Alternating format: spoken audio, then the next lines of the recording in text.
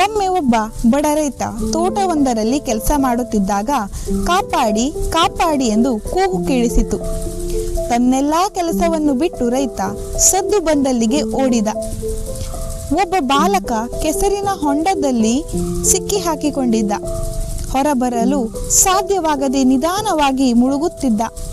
ರೈತ ಧೈರ್ಯದಿಂದ ಮುನ್ನುಗ್ಗಿ ಬಾಲಕನನ್ನು ಕಾಪಾಡಿದ.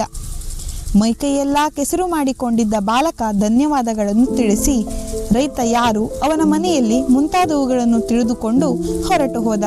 ಮರುದಿನ ನಸುಕಿನಲ್ಲಿ ರೈತನ ಗುಡಿಸಲಿನ ಮುಂದೆ ಒಂದು ಕುದುರೆ ಸಾರೋಟು ಬಂದಿತು. ಅದರಿಂದ ಆ ಬಾಲಕ ಮತ್ತು ರಾಜ ಪೋಷಾಕು ಧರಿಸಿದ್ದ ಬಾಲಕನ ಶ್ರೀಮಂತ ತಂದೆ ಇಳಿದರು.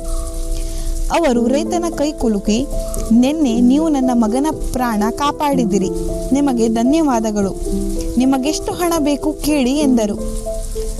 ಸಂಕೋಚದಿಂದ ಮುದುಡಿ ಹೋಗಿದ್ದ ಆ ರೈತ, ಒಬ್ಬ ಮಾನವನಾಗಿ ಮಾಡಬೇಕಾದ ಕೆಲಸ ನಾನು ಮಾಡಿದ್ದೇನೆ, ಇದಕ್ಕಾಗಿ ನಾನು ಹಣ ಪಡೆಯಲಾರೆ ಎಂದು ಕೈ ಮುಗಿದ.